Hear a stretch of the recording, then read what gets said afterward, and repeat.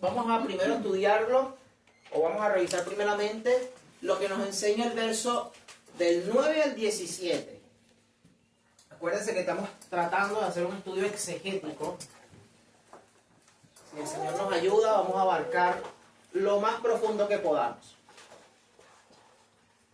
Apocalipsis 6, 9 al 17.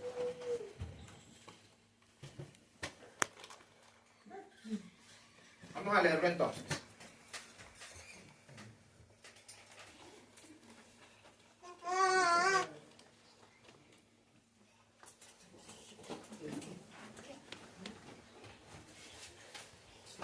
Ok, la semana pasada estuvimos en los primeros 4 sellos, ¿verdad que sí? Sí, recuerdan, ¿verdad? Abordamos el jinete, el caballo blanco, el caballo rojo, el caballo negro y el caballo que es un color verdoso, amarillo verdoso, que es el color de un cadáver. Eso es lo que el texto, la palabra griega nos enseña. Un color como el color de un cadáver, ¿verdad? Cuerpo muerto tiene un color verdoso. Y eso está asociado al propósito de este caballo. Acuérdense que lo que se nos habla es de los caballos más que de los jinetes. Se nos dice los detalles de los caballos, bueno, y al jinete se le da una autoridad. Hablábamos del jinete del caballo blanco, de las distintas posturas que hay, ¿sí? ¿Se acuerdan? Que hay unos que tienen una postura donde indican que dicen que es el Mesías, y la otra postura es que se cree que no es el Mesías. Y de esta postura se fragmentan varias posiciones también, desde la preterista, la futurista, la idealista. Entonces allí cada uno podrá, según el estudio que haya tomado personal de las Escrituras, específicamente de este libro, podrá decir, bueno, me inclino más hacia esta o hacia esta. El hecho es que, yo creo que usted estará de acuerdo conmigo, no creemos que el primer caballo, el jinete que lo cabalga, es nuestro Señor. ¿Sí? Sí, usted estará de acuerdo conmigo, y si no, no hay problema. ¿Ok? Sabemos y estamos viendo, según los rasgos que se nos describen de este jinete, que no es nuestro Señor. Amén. Hablamos de varias cositas, varios detalles. Uno de esos detalles que tocamos es que este jinete tiene un estéfanos, que es la corona que se le da a alguien por victoria, ¿verdad? Y esto está relacionado con la palabra que se dice que salió venciendo y para vencer. Hablábamos también del tema del arco. Sabemos que el texto no dice que tiene flechas de forma explícita. Eso quizás no sea un punto relevante, pero hay un simbolismo detrás indicándonos que es un jinete o es un juicio entregado donde la conquista, si es necesario obtenerla a través de la guerra, se hará. ¿Sí? Es una paz simulada. Si no se obtiene la paz de forma, como se ve en nuestros tiempos, de una forma diplomática, bueno, hay recursos bélicos para poder alcanzarlo, y así como se mueve nuestro mundo en estos tiempos. Especialmente hay una potencia mundial, o casi todas las potencias, así se mueven. Hay algo que se llama mecanismo de disuasión, que es, yo no soy un agente exterminador, pero tengo bombas nucleares por si acaso. ¿Me explico? ¿Sí? Mira, nos acercamos, hablamos, negociamos, no te voy a imponer que hagas esto, pero si no lo haces, tengo un arsenal bélico suficiente como para obligarte a que lo hagas. ¿Me explico? Ese es un modo de decir, yo no soy malo, pero si tengo que usar la fuerza para que tú hagas lo que yo necesito que hagas, tendré que usar la fuerza. Entonces, esa idea se nos puede transmitir a través de esto. Y podemos comprobarlo al desarrollo del resto de los jinetes. Cuando vemos el primer jinete, es una paz aparente, no se ve a priori, no se ve en primera instancia el hecho de que hay guerra. Pero ¿cómo lo comprobamos? Con el siguiente caballo, que representa la guerra. Se le da una gran espada y se le da autoridad para que quitara la paz de la tierra. ¿Me entienden? Después que viene el jinete del caballo negro, y hablábamos del punto de vista de la escasez, y lo abordamos desde esa perspectiva. No del hambre generalizada, sino la escasez. El impedimento o la falta de acceso a bienes elementales. ¿Cómo qué? Como el pan, que es para subsistir. Sabemos que se habla del trigo y de la cebada, que eran la materia prima para hacer pan. Pero sabemos que se le da una autoridad con límites. ¿Y cómo lo comprobamos? Cuando se le dice no dañes o no trates de forma injusta al aceite, que es el aceite de oliva, y al vino. ¿Por qué es aceite de oliva? Bueno, porque la palabra aceite viene de aceituna. No podemos decir que es aceite de canola ni de nada de eso, porque no, en esas zonas no se consume ese tipo de cosas. Entonces, el aceite de oliva, el vino, que sabemos que son elementos, ya como que sería el colmo, que es que ellos arrasen con todo porque no era el momento. Es una autoridad limitada. Pero después, ¿en qué desemboca todo? En muerte generalizada. ¿Muerte cómo? Con las guerras, muerte con las pestilencias y muerte por causa del hambre. ¿Sí? Entonces, ¿por qué nosotros también nos inclinamos y decimos que el primer jinete no está conectado con el Mesías? Porque los tres que le preceden son tres jinetes que evocan un juicio. Y no tiene lógica que el Cordero, desatando los sellos, se vista de jinete y salga como parte de un juicio que abarca creo que es la tercera o la cuarta parte, no recuerdo exactamente, de la población mundial o de la tierra. Es decir, es un juicio limitado. ¿Con qué intención? ¿Qué es lo que busca nuestro Dios? ¿O qué es lo que se nos enseña a través de estos pasajes? Que la población a través de estas cosas puede entender que necesita arrepentirse de sus malas obras y acercarse a Dios. Es una forma de Dios decirle, dado a tu desobediencia o dado que insisten en darme la espalda, bueno, sufran las consecuencias de eso, las consecuencias de su desobediencia, para ver si se arrepiente.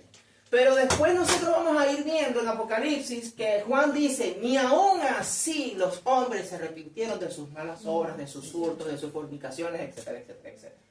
Por eso es que el juicio va en aumento.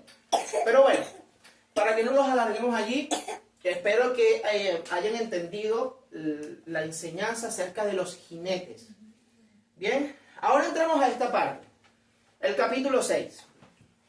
Vamos a leerlo del 9 al 17.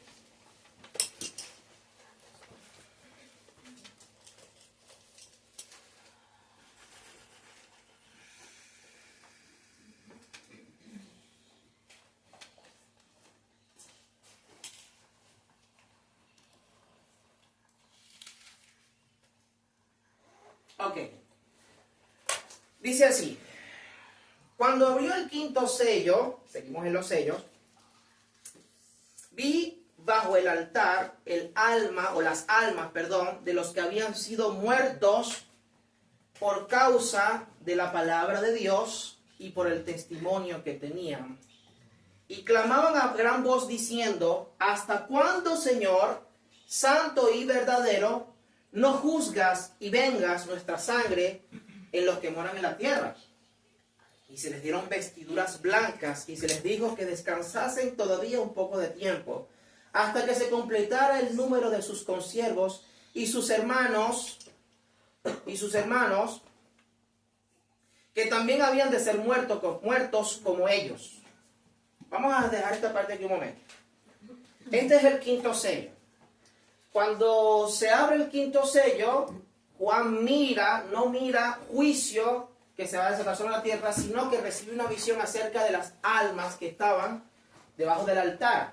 Aquí hay un simbolismo que ahora vamos a descubrir, o vamos a estudiar, mejor dicho. Perfecto. Tengo aquí tres detalles que voy a destacarles. Primero, el que primero se destaca es bajo el altar. Esta imagen se toma de los sacrificios descritos en Levítico. Especialmente simboliza la sangre de las víctimas que se derramaba en la base del altar del holocausto, Levítico 4:7. Esto está conectado con la vida de los mártires. La vida de los mártires. Acuérdense que cuando yo les hablaba la semana pasada de esta parte de la visión de Apocalipsis, a nosotros se nos está asociando el cielo prácticamente como el templo de Dios. ¿Sí? ¿Se acuerdan que yo les decía que la imagen de los seres vivientes está muy conectada con la de los querubines que estaban en el arca. También se nos enseña en el Antiguo Testamento que el arca es una especie de trono, simboliza el trono de Dios. Entonces, esa misma imagen se nos proyecta en Apocalipsis. El cielo como el trono real de Dios, como el templo real de Dios, o señalada de forma espiritual. Y aquí vemos una parte de ese trono, y es el altar. Y en el altar ya no se están viendo corderos y estos animales usados para el holocausto. Juan nos está diciendo que en este altar estaban las almas de los que habían sido muertos por causa del testimonio de la palabra. Y esto es impactante, porque se dice que ellos están clamando a Dios venganza o justicia, mejor dicho. ¿Sí? Sabemos que la palabra que se utiliza es venganza. Ellos dicen, ¿hasta cuándo no vengas nuestra sangre? Pero en realidad lo que se está indicando de forma implícita aquí es que el Señor, ¿hasta cuándo no vas a hacer justicia por las cosas, por el derramamiento de nuestra sangre entre los moradores de la tierra? Entonces entramos a la parte del clamor. Ellos dicen, ¿hasta cuándo? En el verso 10. Esto está muy conectado también con Génesis 4:10, donde Dios dice que la sangre de Abel... Mire, usted sabe que cuando se nos presenta el relato de Caín y Abel, cuando Caín acaba con la vida de su hermano, Dios le pregunta a Abel dónde estaba su hermano y le dice, ¿qué hiciste? Que la sangre de Abel, ¿verdad?, clama desde la tierra delante de mí, ¿verdad? Esta misma imagen se nos está proyectando en Apocalipsis. Cuando se habla de las almas, la sangre, desde una perspectiva hebrea, también está conectada con el concepto del alma de la persona, del nefesh. Incluso, la sangre, dice las Escrituras, que es la vida. Por eso es que el Señor ordena que no consumamos sangre, porque la sangre es la vida del ser, o representa la vida de la persona. Entonces, cuando se nos está hablando que las almas claman, es prácticamente decirnos que la sangre de ellos clama por justicia de la misma manera en que clamaba la sangre de Abel por justicia delante de Dios. ¿Sí están viendo la imagen, verdad? Ok. En Hebreos también se nos dice algo similar. En Hebreos se nos dice que si la sangre de Abel clamaba delante de Dios, cuánto más la sangre de nuestro Señor Jesucristo, ¿verdad?, clama delante de Él, pero esta vez no tanto por justicia, sino que también tiene un efecto poderoso, redentivo sobre la creación. Entonces, tenemos el altar, tenemos la sangre en el altar que representa la vida, el alma de los siervos, de los mártires, y después se habla de las vestiduras blancas. ¿Sí? Es decir, la muerte de ellos no fue una muerte en vano. A ellos se les concede vestiduras blancas, lo que es, sabemos que son las obras de ellos, pero también símbolo de pureza, victoria, vindicación. ¿Ok? Eso podemos verlo también conectado con Daniel capítulo 12:10, Isaías 61:10 y Zacarías 3 al 5. Es decir, Dios acepta el sacrificio de sus siervos y los consuela con promesa de justicia. Pero yo voy también a decirle algo que me llamó bastante la atención. La palabra que aparece en este fragmento, que es esta palabra que está acá, los que habían sido muertos, en griego es la siguiente palabra, la palabra esfasó, que literalmente significa degollar. Es decir, Juan está viendo el alma de los degollados. Por eso es que está conectado con el tema de los sacrificios, el altar de los sacrificios. Juan no solamente está viendo el alma de los muertos, no, está viendo el alma de los degollados. Es decir, sus vidas entregadas fueron recibidas por Dios como sacrificio delante de Él. ¿Sí? ¿Sí lo están viendo? Entonces, más que la sangre de los muertos, es la sangre de los degollados, entendida desde el idioma original. Diría de esta manera el texto: y cuando abrió el quinto sello, vi debajo del altar las almas de los degollados por causa de la palabra de Dios y por el testimonio que tenían. Ahora cobra más sentido el hecho de que estén debajo del altar de los sacrificios. Porque en el altar de los sacrificios, en el desierto y en el templo, era allí donde se derramaba la sangre de las víctimas. Se colocaba la sangre de las víctimas, se degollaban allí mismo, perdón. Amén. Ahí tenemos más o menos una imagen que pueda proyectarlo. Ok, raíz hebraica del pasaje de este verso. Aquí están los elementos descritos que nos conectan con el Antiguo Testamento. En cuanto al altar y la sangre, los textos relacionados serían Levítico 4:7, 18 y 17:11. El significado teológico sería la sangre sacrificial vertida bajo el altar, que era la vida entregada a Dios como intercambio. Segundo elemento, la sangre inocente clamando. Génesis 4:10, la sangre de tu hermano clama a mí, dice Dios. Básicamente haciendo una conexión de los mártires con Abel. Los mártires son prácticamente o simbólicamente Abeles también que claman por justicia. La expresión hasta cuándo podemos encontrarla también conectada con Zacarías 1:12, Salmos 13:1 y 74:10. Esto es un lamento litúrgico recurrente. Esa expresión de esperanza escatológica, pidiendo, clamando justicia de parte de Dios. Pero Dios le dice, esperen un poco de tiempo. Y mientras dice eso, que esperen un poco de tiempo, se les conceden vestiduras blancas. Daniel 12:10, Isaías 61:10, Zacarías 3 al 5. Simboliza pureza, victoria, vindicación delante de Dios. Y después, más adelante, vamos a ver el tema de los fenómenos cósmicos que conectan directamente, que lo vamos a leer ahora, con Joel 2:10-31, Isaías 34:4-53, donde se habla del sol, la luna y estrellas como lenguaje del día del Señor, día del juicio.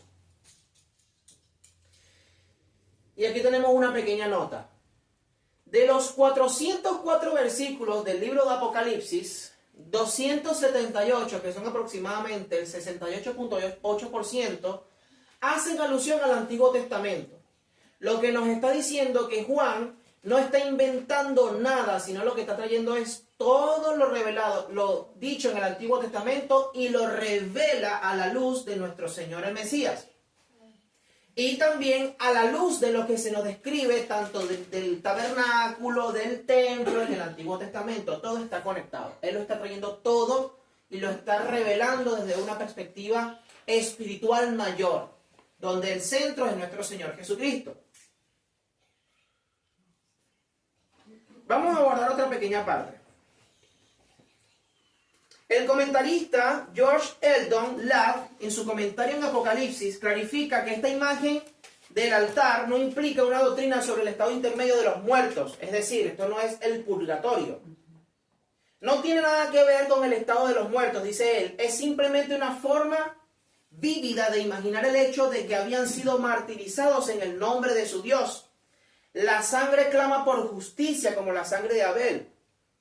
O como la sangre de Abel reclamó delante de Dios en Génesis 4:10. El apóstol Pablo utiliza exactamente el mismo lenguaje de sacrificio al hablar que su propia muerte inminente, donde dice, porque yo ya estoy para ser sacrificado. Eso lo encontramos en 2 de Timoteo 4:6.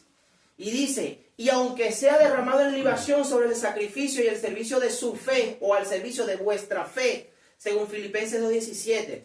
El mártir creyente en la teología del Nuevo Testamento es una ofrenda viva delante de Dios. Entonces ahí tenemos una clara proyección de esto. Ok. Trasfondo teológico y literario.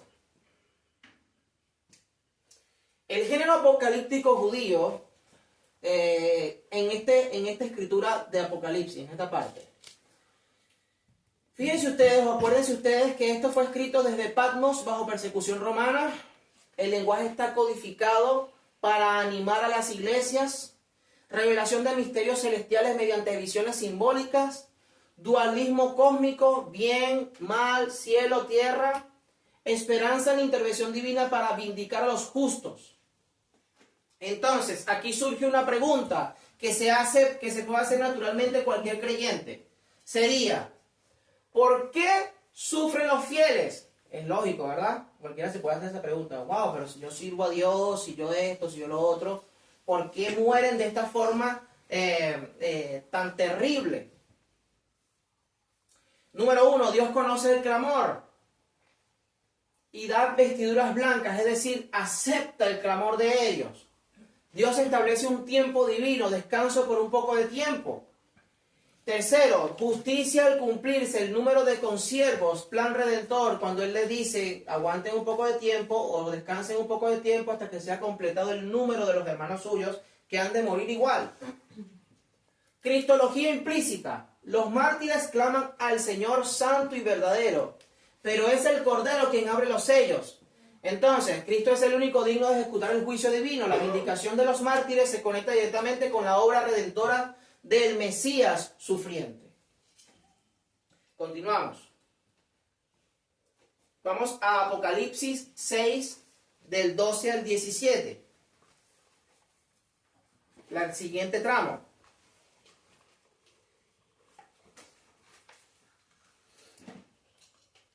Dice el verso 12 en adelante. Miré cuando abrió el sexto sello y aquí hubo un gran terremoto y el sol se puso negro como tela de silicio y la luna se volvió toda como sangre y las estrellas del cielo cayeron sobre la tierra como la higuera deja caer sus higos cuando es sacudida por un fuerte viento. Y el cielo se desvaneció como un pergamino que se enrolla y todo monte y toda isla se removió de su lugar. Y los reyes de la tierra y los grandes, los ricos, los capitanes, los poderosos, y todo siervo y todo libre, se escondieron en las cuevas y entre las peñas de los montes, y decían a los montes y a las peñas, caigan sobre nosotros y escóndannos del rostro de aquel que está sentado sobre el trono y de la ira del Cordero, porque el gran día de su ira ha llegado, y ¿quién podrá sostenerse en pie? Entonces, fíjense ustedes la transición que hay aquí. Tenemos en el altar a los mártires clamando por justicia. Se les dice que descansen un poco de tiempo. Se les da vestiduras. Pero automáticamente comenzamos a ver las respuestas en el verso siguiente. El verso 12 comienza el relato donde podemos ver la respuesta a ese ¿hasta cuándo? ¿Hasta cuándo? Entonces, las siguientes imágenes proyectadas en el texto. Sol negro o el sol se oscureció. Esto está estrechamente conectado con Isaías 53 y Joel 2.10. Un hermano que me busque Isaías 53 y otro que me busque Joel 2.10 para que vean la similitud.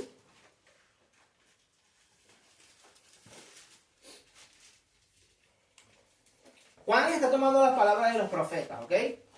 Eso es lo que él está haciendo en todo el relato. Isaías 53. ¿Quién lo tiene? Yo. Perdón. Dale, hermano. Visto de oscuridad los cielos y hago como silicio su cubierta. Amén. Es como que es una expresión de luto. Cuando se habla de silicio, se está hablando de luto. Es la imagen que se nos proyecta en el Antiguo Testamento. Entonces Dios diciendo, vestiré de luto el cielo. Juan nos dice que el sol se puso oscuro, se oscureció. ¿Quién me lee entonces Joel 2.10? Joel 2.10. Delante de él temblará la tierra, se estremecerán los cielos, el sol y la luna. El sol y la luna se oscurecerán, y las estrellas retraerán su resplandor. Ok. Eso es lo que está haciendo Juan. Está tomando del profeta y lo está proyectando acá en esta imagen. ¿Sí? Es una respuesta de la justicia divina. Ahora, luna de sangre. Joel 2.31, Isaías 13.10. Allí, mis hermanos, ayúdenme. Para que lo hagamos allí dinámico. Joel 2.31, ¿qué dice? El que está aquí en este lado, Joel.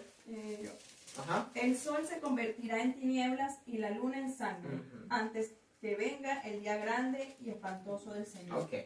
Perfecto. Isaías 13.10. Por lo cual las estrellas de los cielos y sus luceros no darán luz, y el sol se oscurecerá al nacer, y la luna no dará su resplandor. Ok. La misma imagen, la misma proyección. ¿Ok? Estrellas cayendo, Isaías 34:4. Daniel 8:10. Isaías 34:4. ¿Tú que estás en Isaías, mi hermano? Daniel 8:10.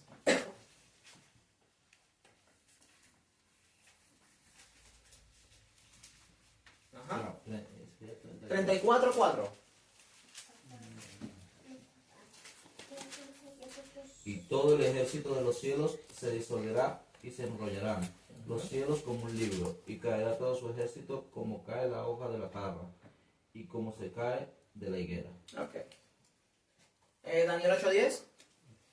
Y se engrandeció hasta el ejército del cielo, y parte del ejército y de las estrellas echó por tierra y las pisoteó. Ok. Esto es lo mismo, el cielo enrollado lo vimos en Isaías 34:4 y en Daniel vemos la proyección, o sea, la imagen de las estrellas cayendo. Juan dice que las estrellas caen como cuando se sacude la higuera y caen los higos a la tierra. Amén. Entonces, Juan toma de los profetas y aquí lo está plasmando. La siguiente imagen sería acerca de las cuevas y los montes, cuando las personas se esconden. Isaías 2, verso 10 y verso 19. Y Oseas, capítulo 10, verso 8. Vamos a ver, ¿quién me puede ayudar allí? ¿Quién me ayuda con Oseas? Porque es uno de los... ¿Sí? Léeme Oseas 10:8. Y los lugares altos de Abén serán destruidos, y el pecado de Israel crecerá sobre sus altares, y espino y cardo. Y dirán los montes, cúbrannos, y a los collados caigan sobre nosotros. Isaías 2, verso 10 y verso 19. ¿Quién me lo puede leer? Ya. Dice, métete en la peña, escóndete en el polvo de la presencia temible de del Señor y del resplandor de su majestad. La altivez de los ojos del hombre será abatida, y la soberbia de los hombres será humillada. Mi hermana, El Señor- primero el 10 y después me lee el 19. Ah, ya, el Sí. 10, Ujú. el 19. Dice, y se meterán en en las cavernas de las peñas y en las aberturas de la tierra, por la presencia temible del Señor y por el resplandor de su majestad, cuando Él se levante para castigar a la tierra. Así es. Y bueno, por último, el día de la ira que aparece claramente en los profetas. Aquí están Joel, Sofonías y Amós. La cita, Joel 2:11, Sofonías 1:14 y Amós 5:18-20, donde se habla del día de la ira de Dios, grande y terrible, grande y temible. Entonces, ¿qué es lo que hace Juan? Presenta primero algo que es una aparente tragedia para los fieles. Pero en realidad la tragedia no es lo que padecieron los fieles. La tragedia es lo que van a sufrir los moradores de la tierra. Y es la respuesta que Dios tendrá como juicio a todos, sobre todo todos aquellos que no han aceptado la posibilidad de salvación, la redención por el pecado, los que le han dado la espalda a Dios. ¿Qué es lo que dicen? Que caigan los montes sobre nosotros y salen corriendo espabullados, escondiéndose en las cuevas. Porque ahora sí viene el juicio de Dios eterno sobre aquellos que han rechazado la salvación, aquellos que han rechazado la oportunidad que Dios les ha otorgado. Es una respuesta. Pero sucede como una especie de interludio. Hay silencio, el sol se oscurece, la luna se convierte como en sangre y comienza a sentirse esa especie de suspenso porque va a suceder algo terrible y la gente sabe qué es lo que ha de suceder. Porque ya las señales se están cumpliendo. Entonces aquí vemos una transición. Los muertos en el Señor, el tiempo de espera que se les da, pero la respuesta es inminente. Viene el juicio sobre la tierra. ¿Verdad? Dicen las personas que escóndanos o acaben con nosotros, si es posible desaparezcanos, porque ¿cómo vamos ahora nosotros comparecer delante del Cordero? ¿Cómo vamos a escapar de la ira de Dios? Tremendo. Esta es una respuesta para aquellos que no atienden el llamado y se jactan de su maldad. Lenguaje apocalíptico literal o simbólico. El lenguaje cósmico en la profecía hebrea. Debemos entender que no siempre es literal, sí, hay mucho simbolismo. En la profecía hebrea, sol, luna, estrella representan autoridades y poderes. Simbolizan el colapso de estructuras humanas y espirituales. Expresan la intervención directa de Dios en la historia. Son metáforas del día del Señor usadas en Isaías, Joel, Zacarías. Nuestro Señor en Mateo 24, verso 29 específicamente, usa este mismo lenguaje profético. Él no está utilizando ciencia astronómica literal, es decir, no necesariamente sea literal el hecho de que el sol se ponga negro o la luna se convierta en sangre. No necesariamente tenga que ser literal.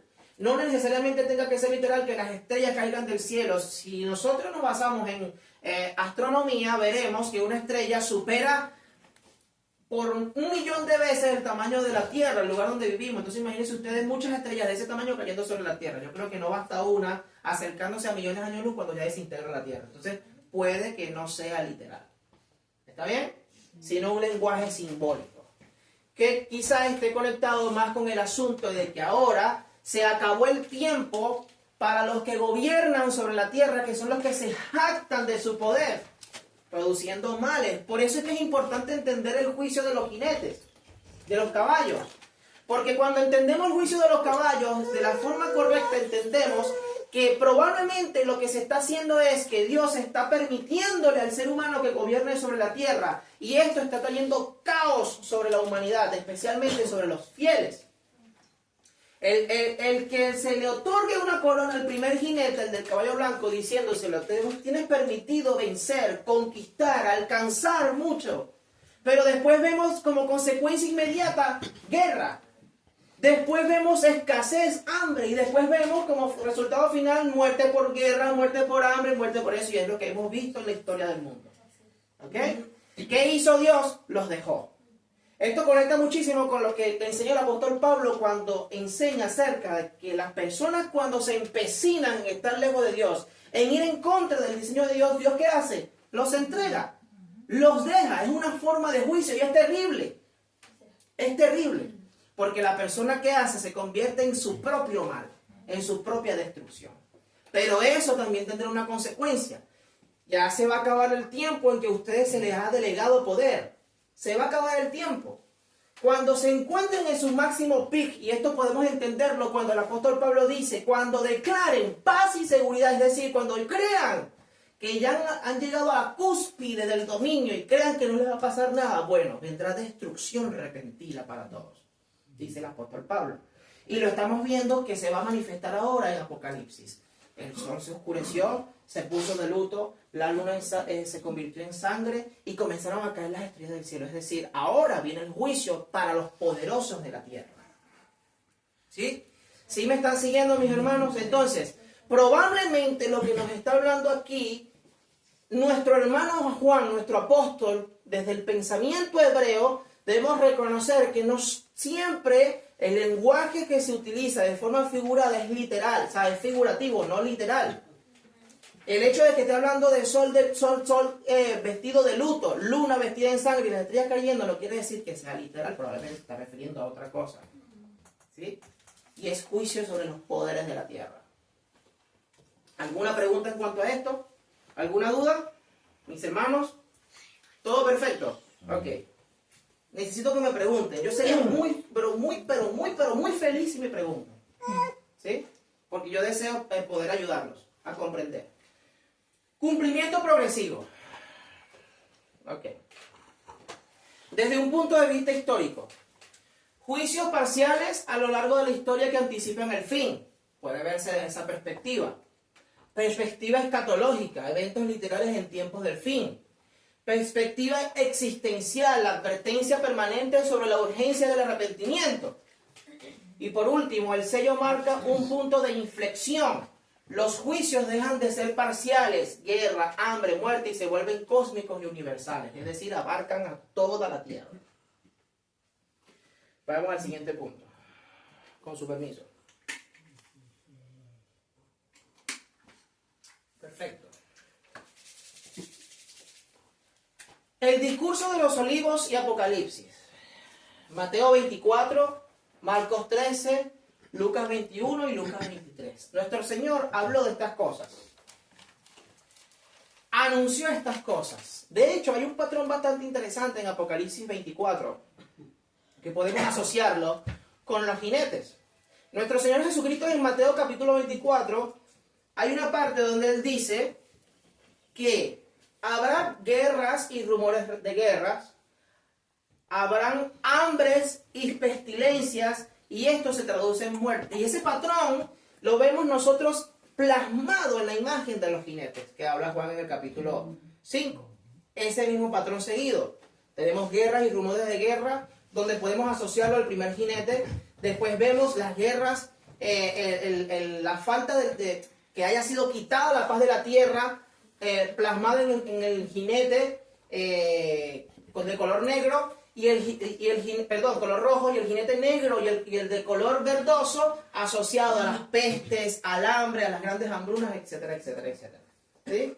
Entonces, ahí está plasmado todo esto. Lo anunció nuestro Señor Jesucristo. Juan toma palabras de nuestro Señor Jesucristo y de los profetas y nos las proyecta aquí. Entonces tenemos Apocalipsis 6:12, sol oscurecido, luna de sangre. Tenemos otros paralelos en los evangelios.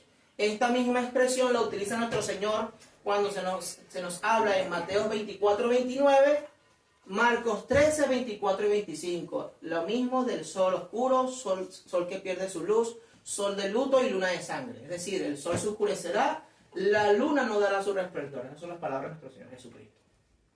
Apocalipsis 6:13 habla de estrellas cayendo del cielo. En Mateo 24:29 y en Marcos 13:12 nuestro Señor Jesucristo dice que las estrellas caerán del cielo. Lo dice tal cual. Apocalipsis 6:14, cielos conmovidos o cielos que se enrollan como un pergamino. Eso podemos verlo también en en Mateo 24:29 y Lucas 21:26. Dice nuestro Señor que las potencias de los cielos serán conmovidas. Apocalipsis 6:14, sección B. Señal del Hijo del Hombre en el cielo. Eso se verá después. Mateo 24:30, donde dice que aparecerá la señal del Hijo del Hombre en el cielo. Y Apocalipsis 6:16, donde se dice, caigan sobre nosotros. Nuestro Señor Jesucristo cita literalmente Oseas 10:18 en Mateo 23:30. Dice que las personas dirán que las montañas, que los montes caigan sobre ellos. Nuestro Señor Jesucristo cita de forma literal a Oseas. Entonces, nuestro Señor cita en Lucas 23:30, Oseas 10:8. Y el apóstol Juan reproduce esa misma cita en Apocalipsis 6:16, creando un puente literario entre la crucifixión y el juicio final. Amén. Seguimos. Conexiones con las epístolas del Nuevo Testamento. Lo que estamos tratando de Apocalipsis 6. Segunda de Pedro 3:10-12 dice, los cielos pasarán con gran estruendo, cielo que se enrolla, Apocalipsis 6:14.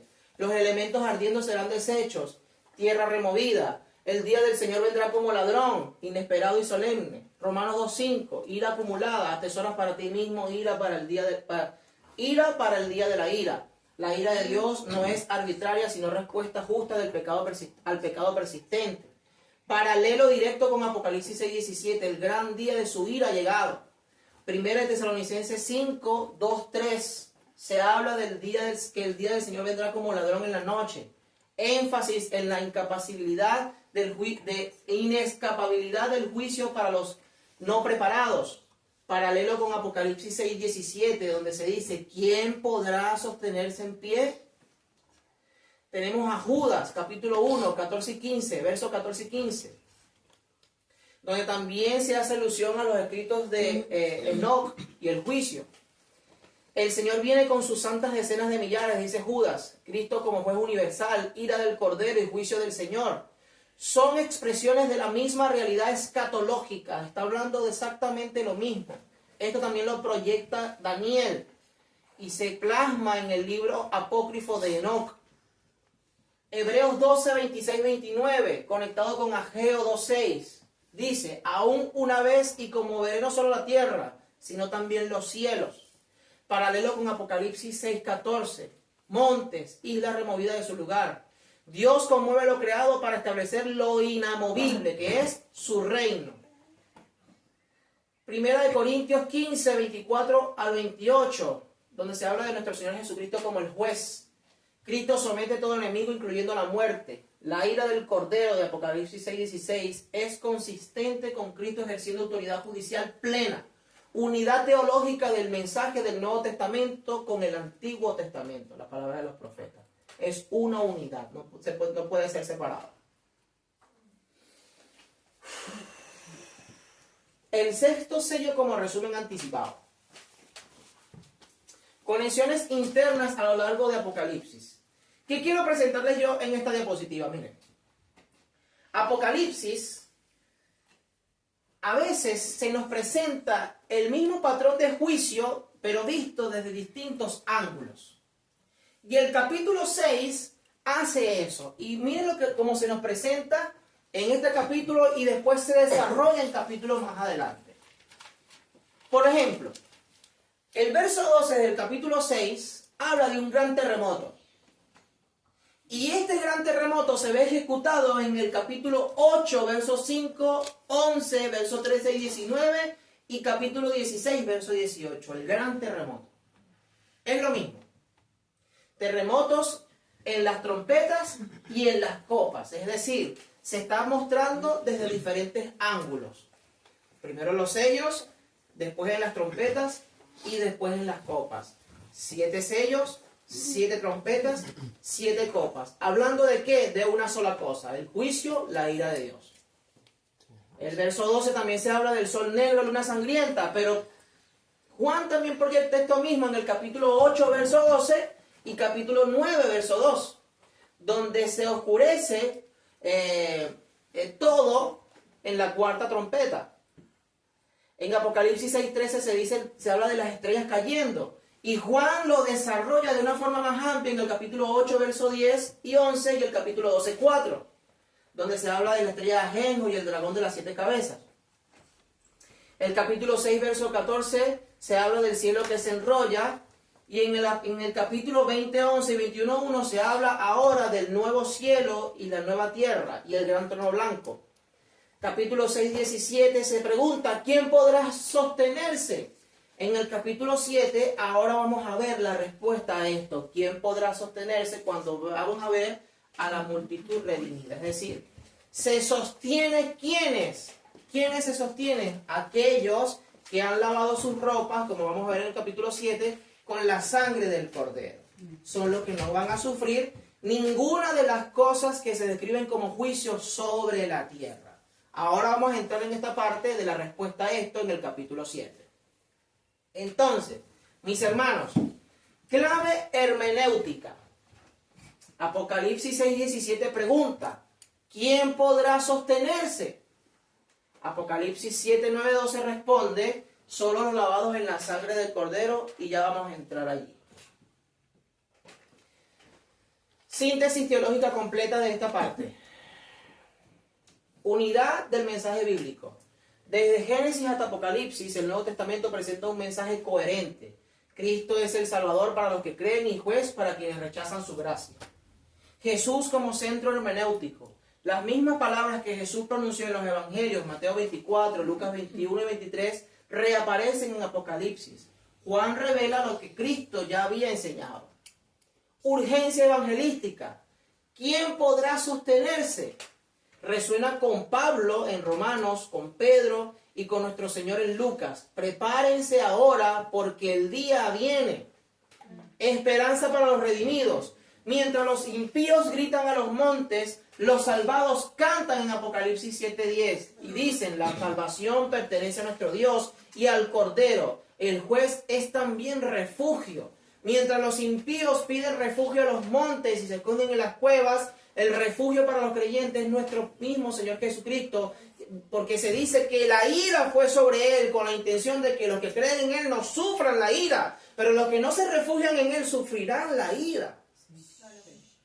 ¿Ok?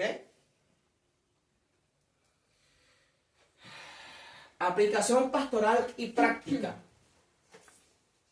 Para el creyente, el que duda y la iglesia.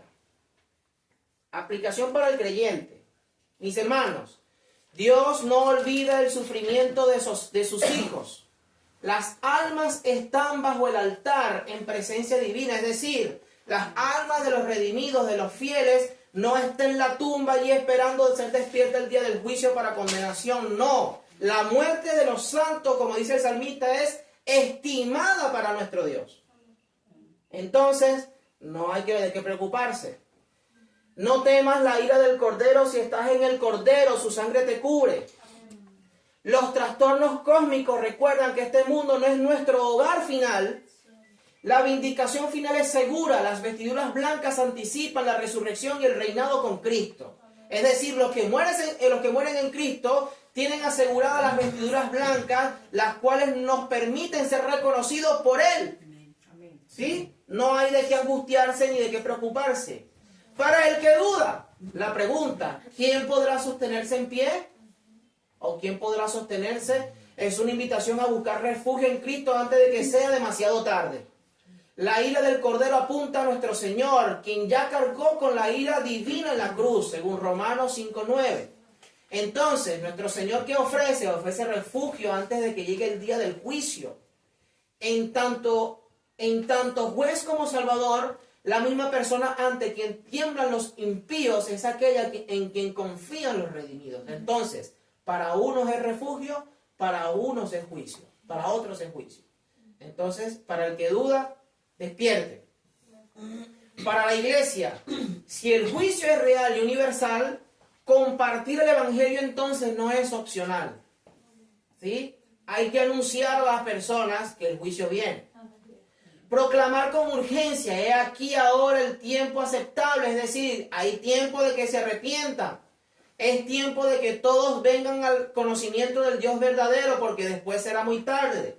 Es necesario hacer memoria del momento en que la puerta del arca en la historia de Noé fue cerrada. Ya no hay más tiempo. Hay que aprovechar que la puerta esté abierta, mientras las puertas estén abiertas. La majestad de Dios debe producir no solo temor, sino adoración humilde. La adoración reverente nace del temor santo que nos lleva a refugiarnos en la gracia del Cordero. Entonces, en pocas palabras, mis hermanos, ¿de qué nos salvó nuestro Señor Jesucristo? De la ira del Dios Todopoderoso. Amén. ¿Sí? Por ahí dice el pastor o el predicador Paul Washer que Dios nos salvó de Él mismo. Dice él. Tiene algo de lógica. ¿Sí? Porque terrible, horrorosa cosa es caer en manos de un Dios vivo. Amén. Perfecto.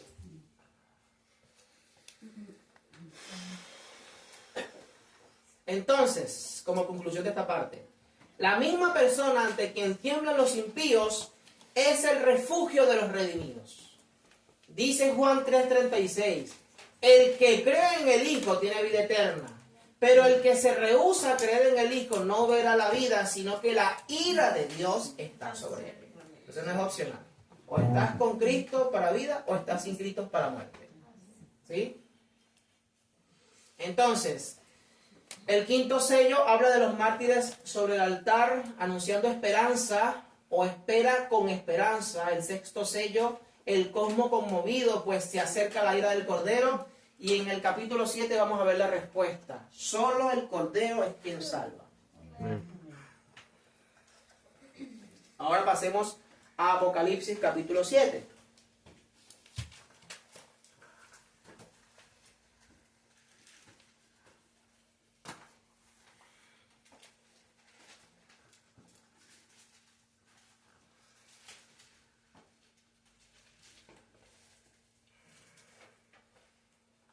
Aquí es bueno que prestemos atención. Por eso yo le pido que si quiere aprovechar un momento para ir al baño o algo, tomar agüita, aproveche para que entremos en esta sesión rapidito, sin desordenarnos, porque estamos grabando, acuérdense. Se pregunta en el cielo, ¿viene la ira del Cordero? ¿Quién podrá sostenerse en pie? ¿Quién es? Bueno, ya vamos a ver.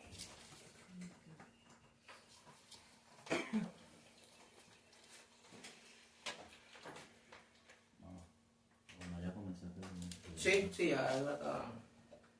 Bueno, ya va a salir con el video. Ya está grabando.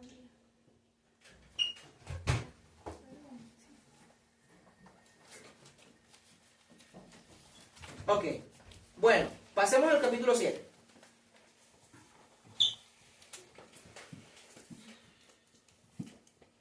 Aquí esto es importante, interesante, porque hay muchas posturas, pero no voy a entrar en las posturas el día de hoy, pues quiero que vayamos directo a lo que quiero mostrarles. Tenemos un enunciado en el capítulo 7, y ese enunciado es los 144.000 sellados, ¿verdad? Dice entonces el capítulo. Después de esto vi a 4 ángeles en pie sobre los 4 ángulos de la tierra. Aquí hay una conexión poderosa con los profetas también. Que detenían los 4 vientos de la tierra para que no soplase viento alguno sobre la tierra, ni sobre el mar, ni sobre ningún árbol. Vi también a otro ángel que subía de donde sale el sol y tenía el sello de Dios vivo y clamó a gran voz a los 4 ángeles a quienes se le había dado el poder de hacer daño a la tierra y el mar, diciendo: no hagan daño a la tierra, ni al mar, ni a los árboles, hasta que hayamos sellado en sus frentes a los siervos de nuestro Dios. Entonces, tenemos una pregunta en el capítulo 6. ¿Quién podrá sostenerse en pie? Y aquí vemos en el capítulo 7 diciendo: hey, no hagan daño todavía, porque este daño que viene sobre la tierra, de él saldrán ilesos 144.000. ¿Sí? ¿Que quiénes son? Los sellados por Dios. Amén. Es decir, ¿quiénes se sostendrán en pie? Los que son sellados por Dios. ¿Ok? ¿Quiénes se sostienen en pie? Los sellados por Dios. Pero prestemos atención a los detalles, porque aquí va a estar el centro de lo que vamos a aprender el día de hoy en este capítulo. Vuelvo al verso 2. Vi también a otro ángel que subía de donde sale el sol y tenía el sello de Dios vivo y clamó a gran voz a los 4 ángeles, a quienes se le había dado el poder de hacer daño a la tierra y el mar, diciendo: no hagan daño a la tierra, ni al mar, ni a los árboles, hasta que hayamos sellado en sus frentes a los siervos de nuestro Dios. Mis hermanos, ¿cómo empieza el verso 4? ¿Qué dice? ¿Qué dice el verso 4? ¿Quién me lo lee? Y oí el número de los sellados, 144.000. Déjelo ahí. ¿Cómo dice? Y oí el número de los sellados. Y oí el número de los sellados. ¿Qué dice? Y oí el número de los sellados. Ya ustedes, pero ¿qué le pasa a los hermanos que está ahí? Es la insistencia, mis hermanos. Dice el autor: y oí el número de los sellados, y da el número de los sellados. ¿Ok? 144.000 de todas las tribus de los hijos de Israel. Y se detalla. 12.000 de Judá, 12.000 de Rubén, y así sucesivamente. 12.000 para Gad, para Asher, Neftalí, Manashe, Simeón, Leví, Isaacar, Zabulón, José y Benjamín. Aquí también hay algo importante. No se está dando el mismo orden que se da en el Antiguo Testamento de las tribus. Y se coloca como primera tribu a Judá. Hay un cambio aquí, intencional además. Sigue diciendo el verso 9. Después de esto miré. ¿Qué dice el verso 9? Miré. Después de esto miré. El verso 4 dice y oí.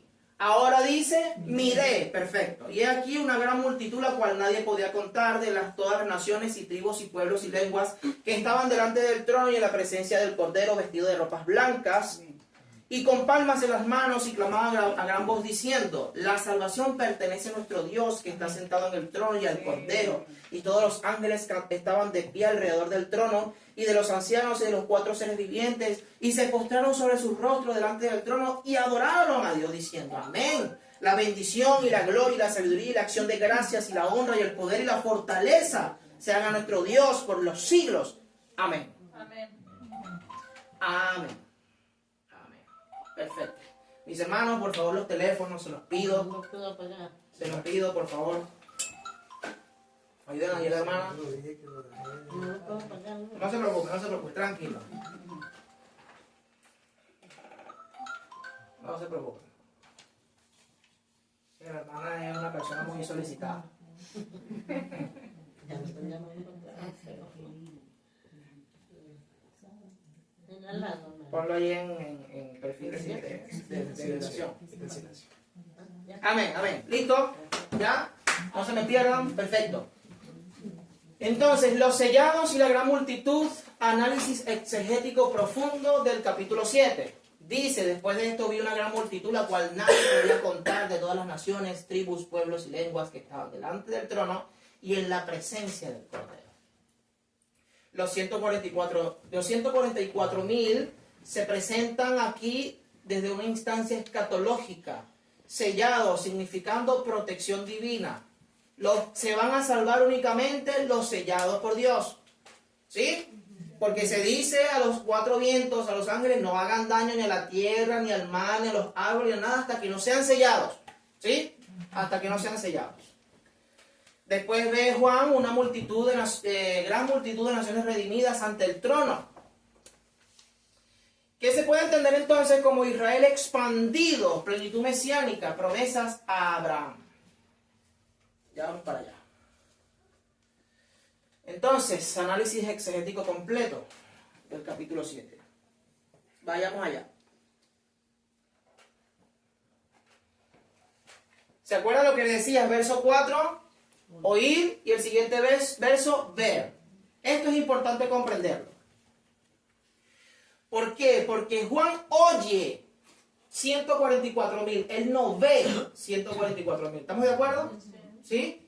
Juan oye 144.000, y esto es tremendo porque hay ciertos movimientos religiosos que dicen que esto es literal. No, son 144.000 los que son librados como tal, o salvos como tal. No sé exactamente cómo es que se dice, pero el asunto va por ahí.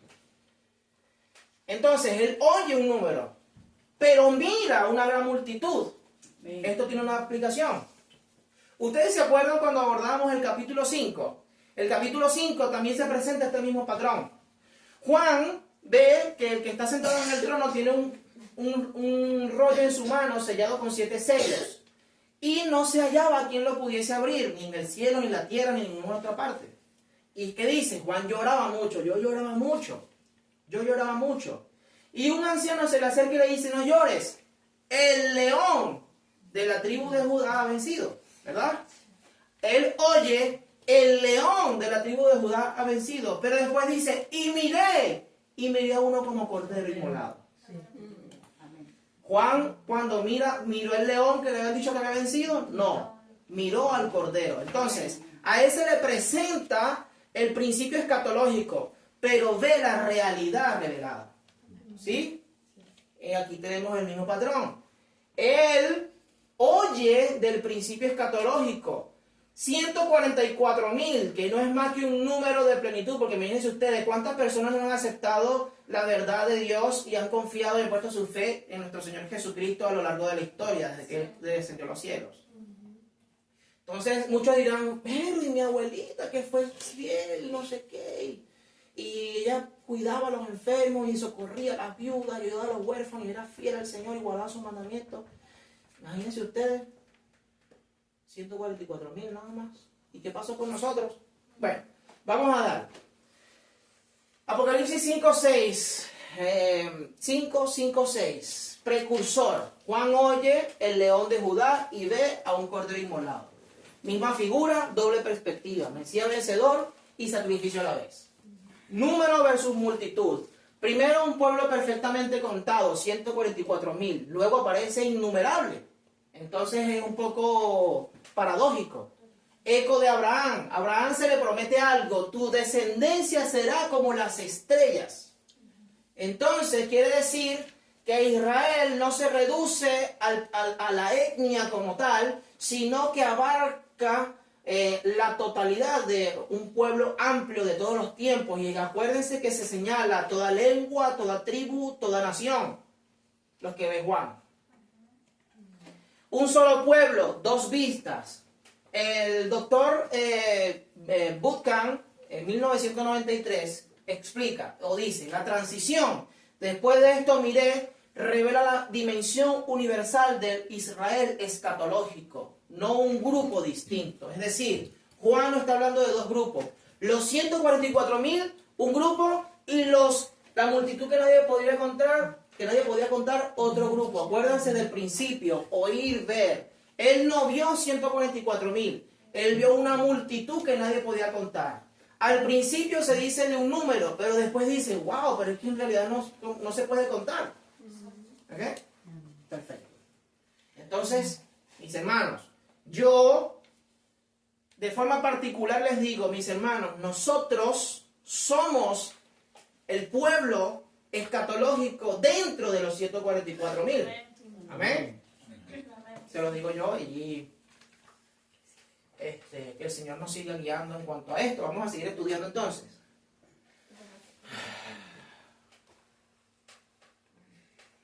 Ok, perfecto. El simbolismo de los 144.000. La lista tribal en Apocalipsis 7 es extraña, si se tomara literalmente.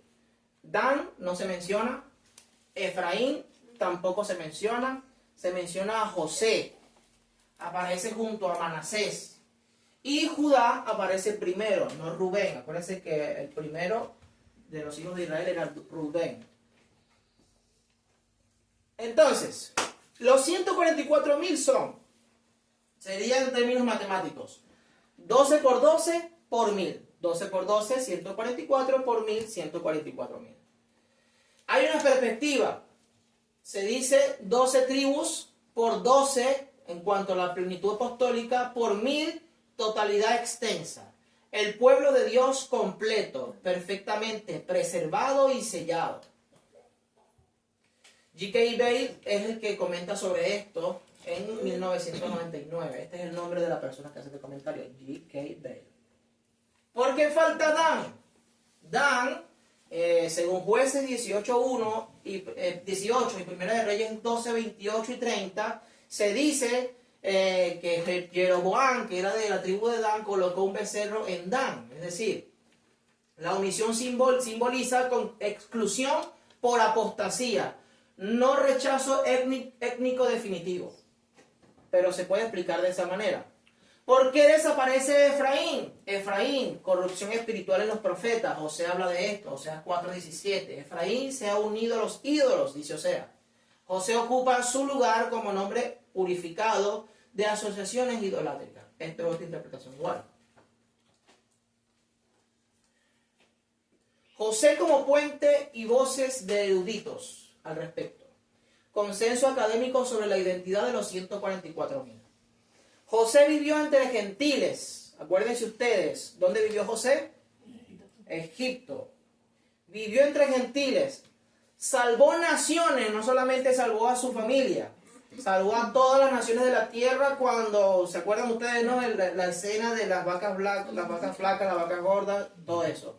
Salvó a naciones. Se multiplicó fuera de Canaán.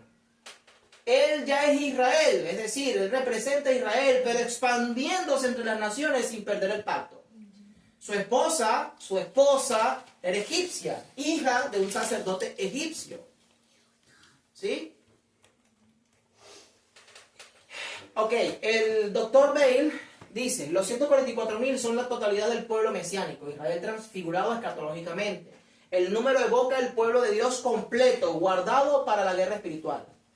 Desde una perspectiva del judaísmo mesiánico se dice que rabinos mesiánicos como Ariel y Blumenthal dicen, la lista reconstituida de tribus apunta al remanente fiel de Israel que acepta el Mesías, cumplimiento de la promesa abrahámica.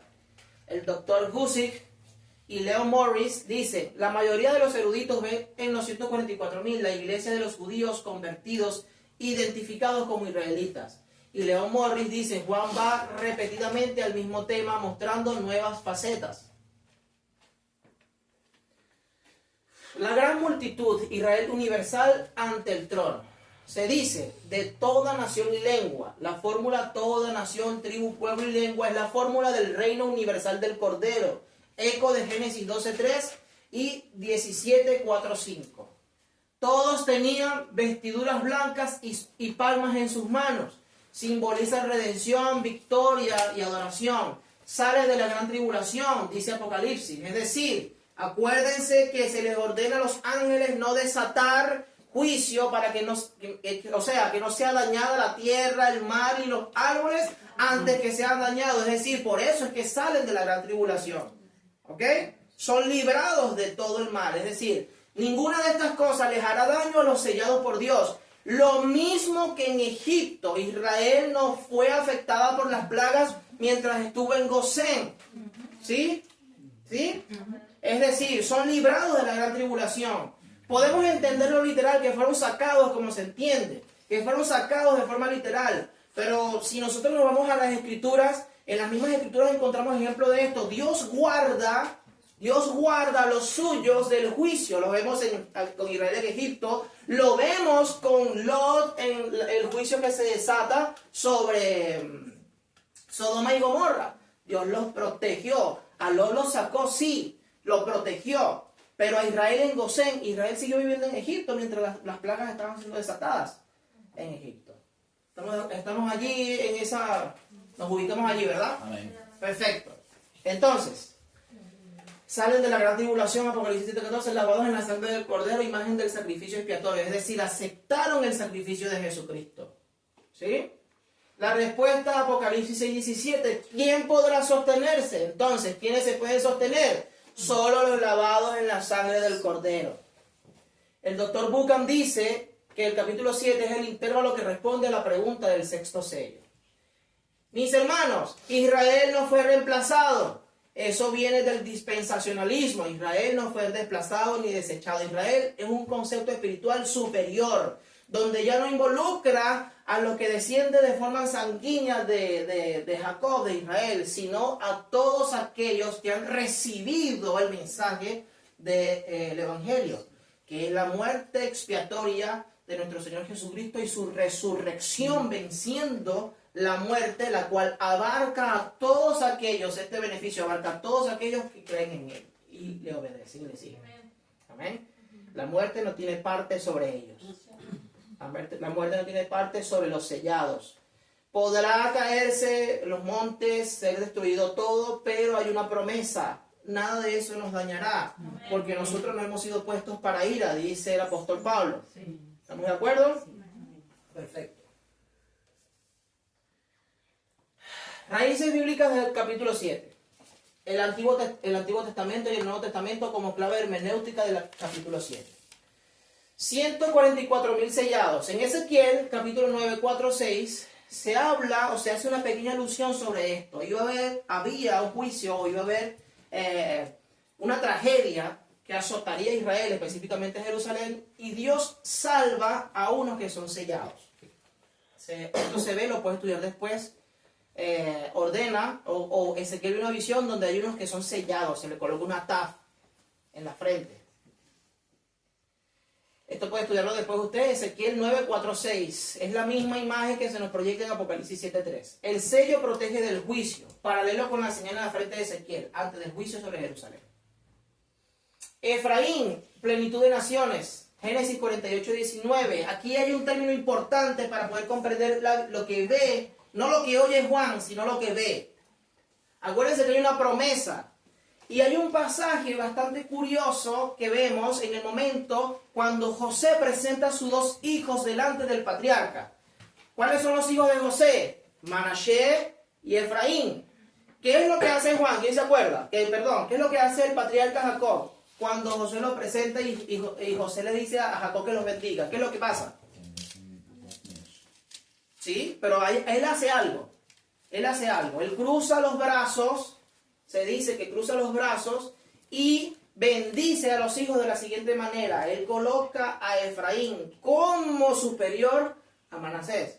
¿Sí? Y José le dice, ya va, pero ¿qué estás haciendo? No es así, el pañuelo es este, no. Así es como debe ser. Y aquí hay una bendición. Aquí hay una bendición. Cuando el patriarca bendice a Efraín, él lo bendice de la siguiente manera. ¿Quién me lee Génesis 48, 19? Por favor.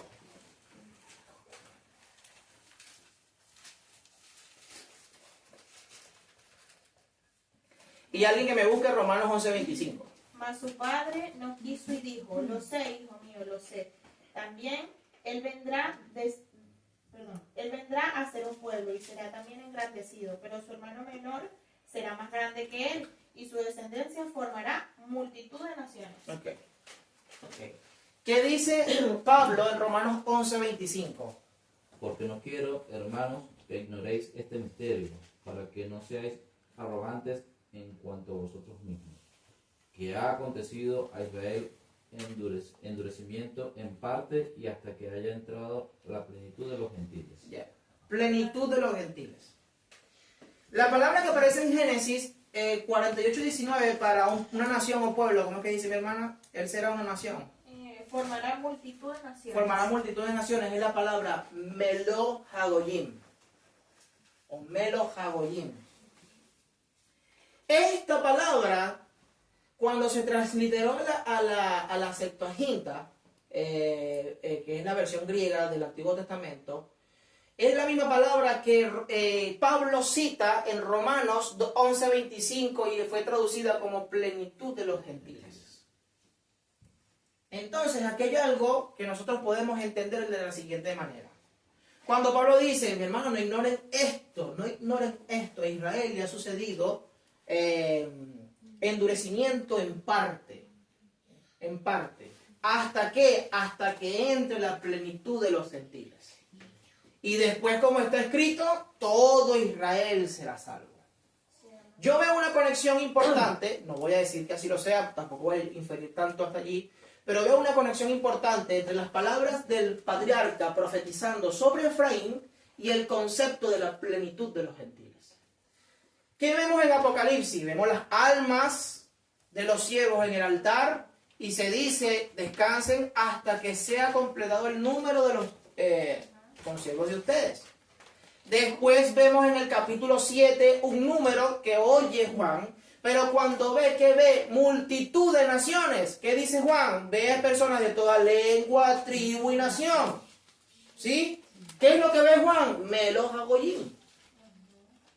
Plenitud de naciones. Porque cuando se dice gentiles, en realidad la palabra es naciones. Goy es naciones, pueblos, en hebreo. Entonces el que está viendo plenitud de naciones, todas las naciones, ¿verdad?, convertidas en Israel delante de Dios. Es lo que ve. ¿Ok? Perfecto. ¿Se entendió eso? ¿Se entendió eso? Después estudiaremos con calma el asunto de Manashe y Efraín. Pero ahorita no nos atañe porque estamos en Apocalipsis. Israel es escatológico. Oseas 1:10, Romanos 9:25-26. Oseas predice transformación radical. Los que no eran mi pueblo serán llamados hijos del Dios vivo. ¿A quién se refiere? A los pueblos que no son Israel, a los gentiles, que también tendrán parte en el pacto. Oseas predice transformación radical. Los que no eran mi pueblo serán llamados hijos del Dios vivo. Sellados en la tribulación, 2 Corintios 21-22, Efesios 1:13. El sello del Espíritu como garantía de la redención. Los sellados no sufren la ira del Cordero, dice Pablo. Es el sello, es la garantía que tenemos de que no estamos bajo la ira de Dios. ¿Qué dice Juan? Que los que rechazan al Hijo, la ira de Dios está sobre ellos. Multitud innumerable, Génesis 15:5, 22-17, promesa abrahámica. Tu descendencia será como las estrellas del cielo. La gran multitud se cumple literalmente, porque es que cuando Dios le dice a Abraham, cuenta las estrellas, ¿las puedes contar? No, bueno, así será tu descendencia. No la podrás contar. ¿Qué dice Juan? ¿Juan pudo contar la multitud? No, él dice claramente, una multitud que no se podía contar, de toda lengua, tribu y nación. ¿Se está entendiendo, mis hermanos? Perfecto. Entonces, son los 144.000, un grupo predilecto y un grupo aparte que pasó por la gran tribulación y salió de la gran tribulación. Así como se entiende en términos generales en los círculos religiosos de este tiempo. Un grupo predilecto que, no, estos son los sellados, y se agarran de que más adelante dice que son vírgenes y todo el tema, ¿verdad? Pero verlo de esa manera quizá choca con el resto de la teología que se nos presenta en este punto. En cambio, cuando usted parte de la promesa dada a Abraham, donde se dice que será padre de ¿qué? De multitud de naciones, ¿sí? ¿Sí o no? Sí. Amén. Lo han leído, ¿verdad? No te he equivocado yo. ¿cierto? Abraham es padre de multitud de naciones. Sí, mis hermanos, pero qué bueno, es que las 12 tribus de Israel eran 12 naciones, ¿no? Es que ¿a cuántos Israel habían? Había uno solo. ¿Sí o no? ¿Cuál es la nación? Israel. Pero él será padre de multitud de naciones. ¿Por qué? Porque en su simiente serían benditas todas las familias de la tierra. Sí. Bueno, amén. Sigamos. Vamos al capítulo 8 y 9. Para finalizar esto, mis hermanos, el tema de los 144.000 es en apariencia enigmático, pero cuando se plantea a la luz de las escrituras, a las promesas, al pacto, vemos que los 144.000 y la multitud que nadie podría contar es un mismo pueblo delante de Dios. ¿Sí? Acuérdense que Apocalipsis está revelado desde la perspectiva del Cordero. Tenemos una pregunta que se hace en el capítulo 6. ¿Quiénes son salvos en realidad? Cuando se dice, ¿quién podrá mantenerse en pie? Es decir, ¿quiénes son salvos? ¿Quiénes pueden mantenerse en pie? Entonces tenemos a una multitud innumerable de pie delante del trono. ¿Se entiende? Se pregunta, ¿quién podrá mantenerse en pie? Bueno, la multitud que tenía las ropas, que lavaron sus ropas con la sangre del Cordero, es decir, aceptaron el sacrificio del Cordero, está de pie delante del trono. A esta multitud que se dice que salió de la gran tribulación, hay quienes toman esto literal. Bueno, vamos a pasar por la gran tribulación y todo este tema, y después que pasemos por la gran tribulación estaremos delante de Dios. Eso es un poco complicado de entenderlo de esa manera.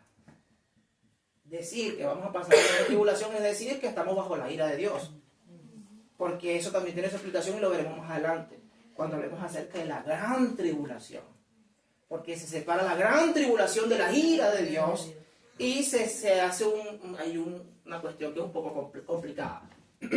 Perfecto. El séptimo sello, aquí sí vamos a pasar rapidito. Silencio y trompetas. Vamos a leer Apocalipsis capítulo 8. Vamos a leerlo del 1 al 8, dice así, del 1 al 5, perdón. Cuando abrió el séptimo sello, se hizo silencio en el cielo como por media hora. Muchos dicen, ay, ¿qué significará media hora? ¿Qué significará eso? Eso es, algo está por ser revelado. Simplemente es una anticipación de algo. ¿Y qué dice? Y vi a los 7 ángeles que estaban en pie ante Dios, y se les dieron 7 trompetas. Otro ángel vino entonces y se paró ante el altar con un incensario de oro, y se le dio mucho incienso para añadirlo a las oraciones de todos los santos. ¿Se acuerdan los santos del altar? Que vimos en el capítulo 6. Bueno, aquí el ángel toma, un incensario y lo arroja junto con las oraciones de los santos en el altar. Entonces se le dio mucho incienso para añadirlo a las oraciones de todos los santos sobre el altar de oro que estaba delante del trono. Y de la mano del ángel subió a la presencia de Dios el humo del incienso con las oraciones de los santos. ¿Y qué pasó? Y el ángel tomó el incensario y lo llenó del fuego del altar. ¿Y qué hizo? Lo arrojó a la tierra, y hubo truenos y voces y relámpagos y un terremoto. Si las oraciones son incienso, el ángel tomó del incensario, lo presentó delante de Dios, y después eso mismo se arrojó sobre la tierra. Es decir, el Señor respondió las oraciones que hacían los santos. ¿Sí? Sí lo están viendo, ¿verdad? Aquí no hay que profundizar demasiado. Ok. Entonces, cuando abrió el séptimo sello, se hizo silencio en el cielo como por media hora. El silencio en el cielo. El doctor Bauckham dice suspensión extática de la conciencia normal. Juan Stam dice silencio litúrgico. Preaviso de teofanía. El silencio anticipa la gravedad de los juicios venideros. Es decir, ya fueron sellados, ya está completado el número de los sellados. Ahora viene el juicio. Silencio. ¿Qué viene? Bueno. El ángel con el incensario. Apocalipsis 8:3-5. Incienso, oraciones de los santos. El fuego del altar es arrojado a la tierra. Las oraciones de los mártires de Apocalipsis 6:10. Ahora aceleran el juicio divino. Esto lo comenta Juan Stam. 7 ángeles, 7 trompetas, tradición judía. 7 ángeles ante Dios, primera de Enoch. Esto es un libro apócrifo, primera de Enoch 20:1-7. Las trompetas en el Antiguo Testamento son alarma de guerra, según Números 10:1-10. Asamblea, día del Señor, paralelo con Josué en Jericó. Las 4 primeras trompetas, juicio sobre la tierra, el mar, las aguas y los astros. ¿Qué dice el ángel? No toques la tierra, el mar, ni la... ¿verdad? Antes que sean sellados los cielos. Bueno, son sellados los cielos, ahora viene el juicio sobre el mar, las aguas, etc. Algo de tener en cuenta es que estos juicios de la trompeta reflejan las plagas egipcias en el Éxodo. Son advertencias de Dios, no finales absolutos. Primera y segunda trompeta, capítulo 8, versos 7 y 9, dice lo siguiente. El verso 7 dice, el primer ángel tocó la trompeta y hubo granizo y fuego mezclado con sangre, que fueron lanzados sobre la tierra, y la tercera parte de los árboles se quemó.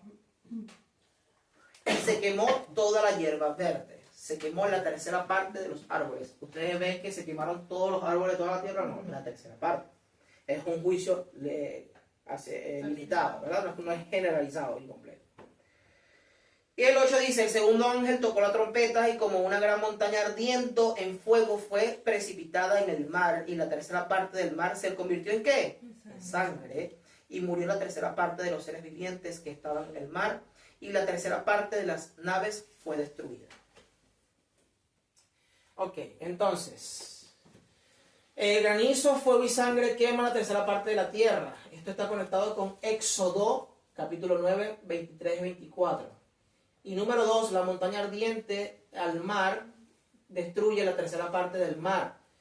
¿Por qué? Porque el mar la tercera parte del mar se convirtió en sangre. Posible alusión simbólica a ejércitos invasores. Posible. Esto es una inferencia igual.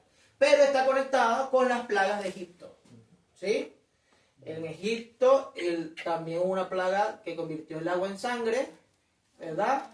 También se ve el tema de los granizos en Egipto también, la plaga de Egipto. Tercera trompeta, el verso 10 y 11, dice, el tercer ángel tocó la trompeta y cayó del cielo una gran estrella ardiendo como una antorcha, y cayó sobre la tercera parte de los ríos y sobre las fuentes de las aguas.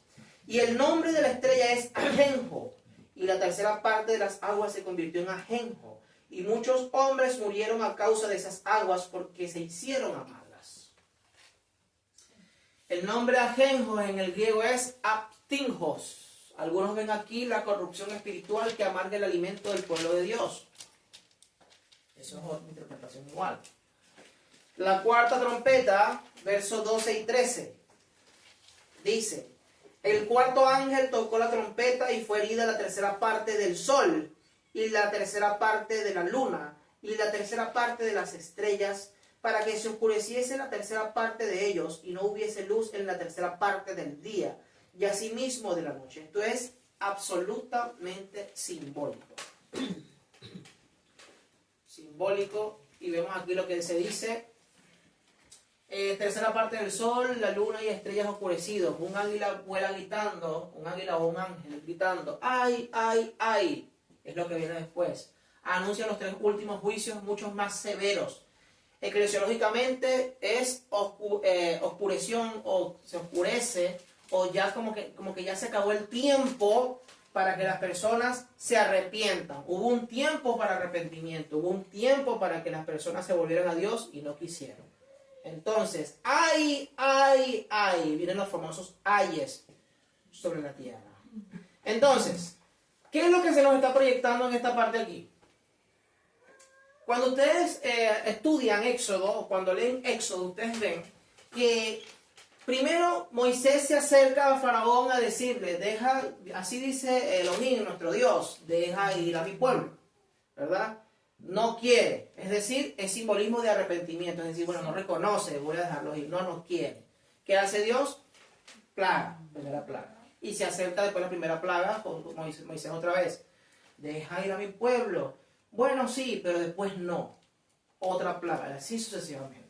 Es Dios diciéndole, en este caso, en Éxodo, diciéndole a Faraón, deja ir a mi pueblo, si lo llevamos a este punto, los juicios a lo largo del tiempo eran advertencias de Dios para la humanidad diciéndole, arrepiéntanse, vuélvanse a Dios. Esta misma imagen la vemos más adelante cuando un ángel va predicando a las naciones de la tierra diciéndoles que Crean al Dios, creador del cielo y la tierra, del mar y de las fuentes de las aguas. En la misma imagen la vemos. Pero ¿qué pasa? La gente no se arrepiente. Es lo mismo. Aquí lo vemos reducido a esta parte. Más adelante, en los próximos capítulos, Juan lo detallará. Un ángel predicando el evangelio del reino. Predicando el evangelio del reino. Nosotros pudiésemos verlo de forma literal. Pero es que ¿acaso no se ha predicado a lo largo del tiempo el evangelio del reino? Por supuesto que sí. La gente desconoce el plan de salvación de Dios. No lo desconoce. ¿Qué ha hecho la gente? No vieron. ¿Y qué ha pasado sobre la tierra? Múltiples tragedias. No ha llegado de forma definitiva todavía, pero se ha revelado a lo largo del tiempo todas estas cosas. ¿Ha habido guerras? Muchísimas. Muchísimas guerras. Ya lo vimos, ¿verdad? Cuando yo me puse aquí a decirle, guerra, que como media hora leyendo las guerras que hay. Pero no eran todas, sin embargo. ¿Verdad? Sí, todas las guerras que ha habido. ¿Ha muerto gente por guerra? Uf. ¿Han muerto personas por hambre? Muchísimas. Pestilencia. Nada más la peste negra se dice que murieron más de 80 millones de personas, imagínense ustedes. ¿Ok? Pero ¿se ha muerto la totalidad de la tierra? No, son advertencias para que las personas miren al Dios del cielo y de la tierra y se vuelvan a Él. Muchos se han arrepentido, muchos no. Vino la pandemia, usted veía mucha gente que tenía añacatales que no leía un texto de la Biblia, usted veía a la gente agarrando la Biblia en la pandemia. ¡Ay! ¿Verdad? Hay un terremoto, yo vi una oportunidad, un terremoto que hubo fuerte en el 2010 aquí en Chile, donde me dio risa porque había uno que decía, ángel de la guarda, dulce compañía, no me desampares noche y de día. Pero había otro que decía, Padre nuestro que estás en los cielos, santificado. O sea, las personas ante estas cosas reaccionan y se acuerdan de Dios. Pero hay unos que no. ¿Sí? Hay unos que no. Han pasado muchísimas cosas, pero ¿cuál es la verdad? Va a llegar un punto donde ya hay un silencio, ya no hay más voces diciendo arrepiéntanse y vuelve a ser el Dios del cielo, ya eso se va a terminar. Ahora no hay silencio, ahora es ¡ay, ay, ay! De los moradores de la tierra. Porque ahora viene el gran juicio del Dios Altísimo. Eso habla de ya se acabó el tiempo de los gentiles, eso que dice Pablo. El tiempo de los gentiles, ya va a llegar un momento en que eso se cumpla, ya la totalidad del pueblo de Dios va a llegar un tiempo que se cumpla. Esa imagen del arca, va a llegar el momento en que ya entraron la familia de Noé, ya entraron todos los animales al arca, se cerró la puerta. Ahora que viene juicio, diluvio. ¿Ok? ¿Me van siguiendo, mis hermanos? Sí. La trompeta y el Antiguo Testamento. Juan reescribe las palabras de Éxodo, perdón, ahí el error ortográfico.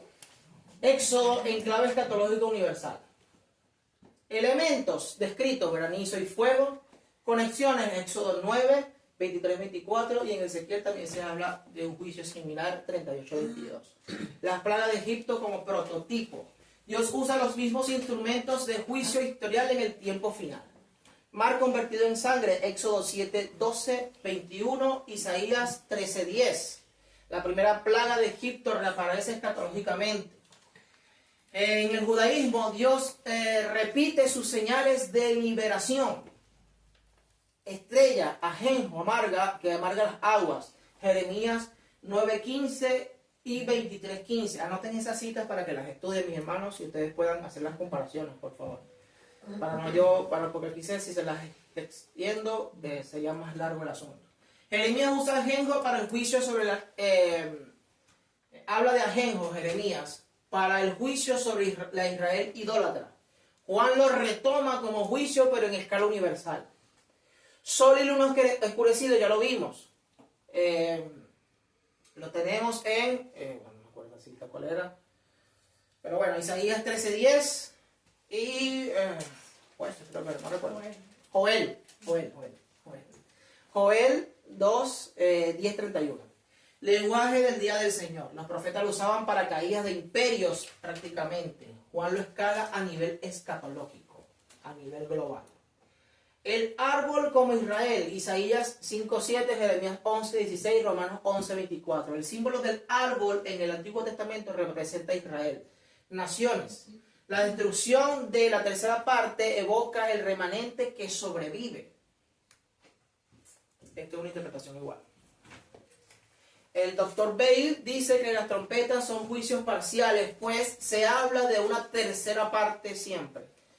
llamando al arrepentimiento antes del juicio final. Síntesis teológica, el séptimo sello y las trompetas.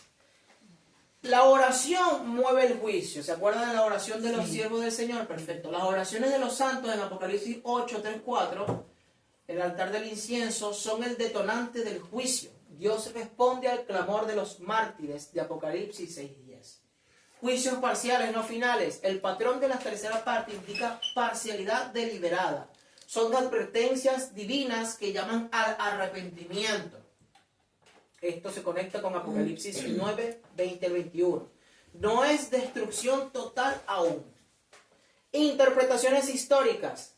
La escuela historicista dice que las trompetas eran igual a las invasiones bárbaras que hicieron los bárbaros, valga la redundancia, del Imperio Romano. Alárico 410 después de Cristo. La interpretación futurista dice que estos eventos literales son literales, pero al final de la historia.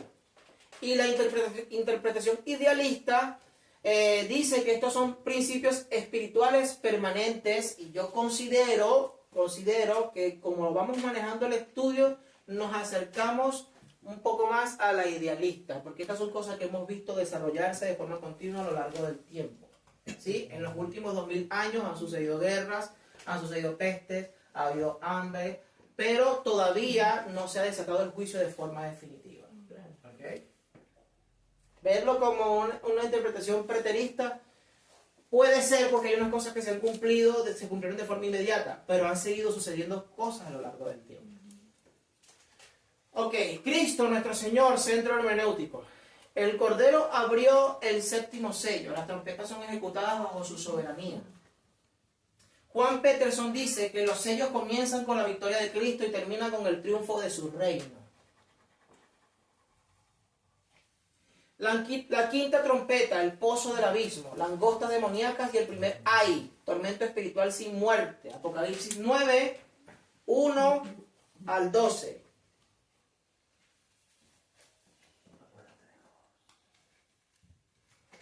Ok, dice Apocalipsis 9 del 1 al 12. El quinto ángel tocó la trompeta y vio una estrella que cayó del cielo a la tierra y le dio la llave del pozo del abismo. Y abrió el pozo del abismo y subió humo del pozo como humo del gran horno. Y se oscureció el sol. Otra vez la misma imagen. ¿Se acuerdan? El sol oscurecido. Se oscureció el sol y el aire por el humo del pozo. Y del humo salieron langostas sobre la tierra. Y se les dio poder, como tienen poder los escorpiones de la tierra.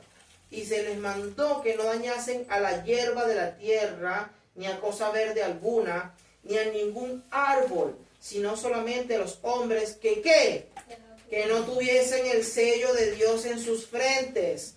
¿Qué le indica esto a ustedes, mi hermano? Cuando dice que dañasen únicamente a los que no tuviesen el sello de Dios, ¿qué es lo que está queriendo decir? Que tenemos dos grupos en esta escena. Tenemos a los que tienen el sello de Dios, ¿verdad? Y tenemos a los que no tienen el sello de Dios. ¿A quiénes hacen daño estas las gotas que se habla? A los que no tienen el sello, es decir, mis hermanos. Lo que se nos está diciendo es que el juicio afecta a unos que son los que no tienen el sello, pero a los que tenemos el sello de Dios, estas cosas nos harán daño. ¿Okay? Es decir, el juicio de Dios, la ira de Dios no es sobre su pueblo. No es correcto decir que el pueblo de Dios pasa por la ira de Dios, no es correcto. Estas cosas atormentan a los que han rechazado la salvación de nuestro Dios. ¿Sí lo están viendo, verdad, mis hermanos? ¿Sí? Okay. Si no, díganme, mi hermano, creo que de aquí a esta parte no hay ningún problema. Ok. Perfecto. Y le fue dado, el 3 dice, y del humo salieron langostas sobre la tierra y se le dio poder como lo tiene poder sobre los escorpiones de la tierra y se les mandó que no dañasen a la hierba ni a la tierra ni a cosa verde alguna. Okay. Y le fue dado no que los matasen, sino que los atormentasen 5 meses. Y su tormento era como tormento de escorpión cuando hiera al hombre. Y en aquellos días los hombres buscarán la muerte, pero no la hallarán. Y ansiarán morir, pero la muerte huirá de ellos. ¿Sí? Esto de que la muerte huirá de ellos está conectado con el hecho de que no se les dio autoridad a esta langosta de que matasen a los hombres, sino que los atormentasen. ¿Ok? Esto también está conectado con el hecho de que digan, ay, caigan sobre nosotros a la montaña. No, caigan sobre nosotros. Es como que una expresión de que, ay, ¿qué hacemos ahora? ¿Qué hacemos ahora? No, es que es inminente el juicio de Dios. No van a escapar del juicio de Dios. Ni aún procurando la muerte. ¿Por qué? Porque el tema no es que muera, ya no es eso. Es que van delante de Dios, van a sufrir lo que es el juicio de Dios por haber rechazado. Si mueren, ¿acaso se van a escapar de Dios? Eso es lo que nos está diciendo. ¿Quién se escapa de Dios muriendo? Nadie. Todos estaremos de pie delante de Él compareciendo. ¿Ok? Perfecto. Ok, listo. Ya terminamos ahí con esa parte. El verso sigue diciendo. El aspecto de la langosta, el verso 7. El aspecto de las langostas era semejante a caballos preparados para la guerra. En las cabezas tenían como coronas de oro. Sus caras eran como caras humanas. Tenían cabello como cabello de mujer. Sus dientes eran como de leones. Tenían corazas como corazas de hierro. El ruido de sus alas era como el estruendo de muchos carros de caballos corriendo a la batalla. Tenían colas como de escorpiones y también aguijones. Y en sus colas tenían poder para dañar a los hombres durante 5 meses, el mismo tiempo que se describió anteriormente. Y tienen por rey sobre ellos, ¿a quién? Al ángel del abismo, cuyo nombre en hebreo es Abadón y en griego Apolión. Y dice el verso 12, el primer ay ya pasó. He aquí viene aún 2 ayes después de esto. Ok. Vayamos. La estrella caída. Una estrella caída del cielo recibe la llave del abismo. Red Historia dice, la imagen de estrellas como ángeles es común en la literatura apocalíptica. Sugiere un ángel caído, posiblemente Satanás, al abismo. Posiblemente. Es una interpretación. Las langostas demoníacas, el verso 3 al 10 dice, no son las langostas naturales. Atacan hombres, no vegetación. Las plagas de las langostas, como conocemos, atacan la vegetación, ¿sí? Destruyen las cosechas. Aquí se ve que atacan a los hombres. Las langostas no tienen rey, Descripción compuesta, caballos, caras humanas, cabellos, dientes de león, corazas de hierro. Aquí está hablando de otra cosa. Usted entenderá que no son langostas literales. Aquí el tormento se está proporcionando de una forma en que no concuerda con el accionar de la entidad que se está mencionando, que son langostas. Aquí es un tormento que viene de diferentes flancos, ¿sí? Diferentes flancos. Vamos a lo siguiente, el ángel, Abadón, Apolión. Abadón en hebreo y Apolión en griego, que significa el destructor, rey del ejército de las langostas. El doctor Gusi dice que es Satán mismo o un líder demoníaco de alto rango. El doctor Mons dice que es tormento demoníaco sin precedentes. Yo veo que esta imagen es bastante simbólica. Y lo asocio a lo mismo que hemos venido conversando. El tormento que se puede experimentar o se puede ver experimentado a través del sufrimiento proporcionado por distintas cosas. Tormento proporcionado por lo que hemos hablado acerca de las guerras, acerca de las pestes, de las hambres, de las grandes enfermedades, de las persecuciones y todo este tipo de cosas, que son tormentosas. ¿Ok? Pero allí no voy a inferir mucho, aquí les dejo esta imagen y no quiero entrar mucho en los simbolismos porque quizá me puedo ir un poco más allá del texto y no es mi intención. La sexta trompeta, los 4 ángeles del Éufrates. Desata a los 4 ángeles que están atados junto al gran río Éufrates, dice el texto, y fueron muertos la tercera parte de los hombres. Vamos a la tercera trompeta, mis hermanos. A la sexta. Verso 13 en adelante dice: el sexto ángel tocó la trompeta y oí una voz de entre los 4 cuernos del altar de oro que estaba delante de Dios. Vuelve otra vez el altar. ¿De qué altar estamos hablando? El altar que vio Juan en el capítulo 6, donde estaban las almas, ¿verdad? ¿Sí? El altar de las oraciones. Otra vez el ángel en el altar. Sí, sigue la respuesta al clamor por justicia. El sexto ángel tocó la trompeta y una voz, y oí una voz entre los 4 cuernos del altar de oro que estaba delante de Dios, diciendo, el sexto ángel que tenía la trompeta, desata los 4 ángeles que están atados junto al gran río Éufrates. Y fueron desatados los 4 ángeles que estaban preparados para la hora, día, mes y año, a fin de matar a la tercera parte de los hombres. Y el número de los ejércitos de los jinetes era 200 millones. Y oí su número. Y sí, vi una visión, y vi en la visión los caballos y a sus jinetes, los cuales tenían corazas de fuego, de zafiro y de azufre. Y las cabezas de los caballos eran como cabezas de leones, y de su boca salían fuego, humo y azufre. Por estas 3 plagas fue muerta la tercera parte de los hombres por el fuego, el humo y el azufre que salían de su boca. Pues el poder de los caballos estaba en su boca y en sus colas, porque sus colas eran semejantes a serpientes, tenían cabezas y con estas dañaban. El río Éufrates, el verso 13 y 15. El Éufrates es frontera oriental del mundo bíblico. En el Antiguo Testamento amenaza a Siria y Babilonia. Esto también se puede ver en Apocalipsis 16:12 y más adelante lo veremos. Los 4 ángeles atados esperan el momento divinamente fijado, es decir, ya se está cumpliendo el tiempo, y Juan lo dice, el día y la hora en que estas cosas iban a ser desatadas. 200 millones de jinetes, según el 16, del 16 al 19. El ejército de fuego, zafiro y azufre. El doctor Guzzi dice, probablemente fuerzas demoníacas disfrazadas de caballería. Históricamente, imagen de los partos, el terror militar del Oriente en el siglo I. Esto es según la interpretación historicista o preterista. El no arrepentimiento, verso 20 al 21. A pesar de los juicios, la humanidad no se arrepiente de idolatría, homicidio, hechicería e inmoralidad. Este versículo es clave. Las trompetas son llamados al arrepentimiento rechazados.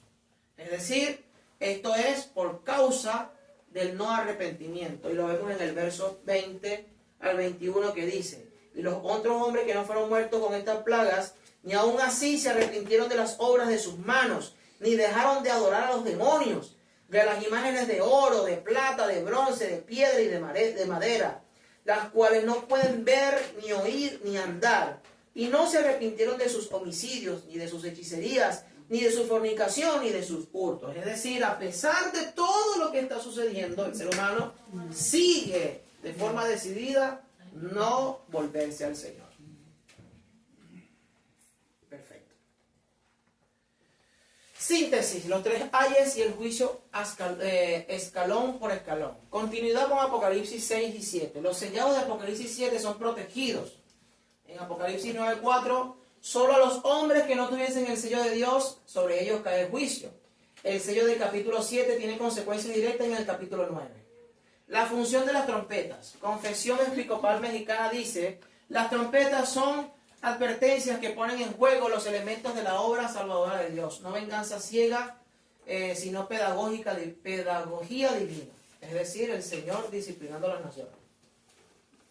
Abadón, el principio del mal organizado. El abismo no es caos, tiene rey. El mal tiene estructura jerárquica.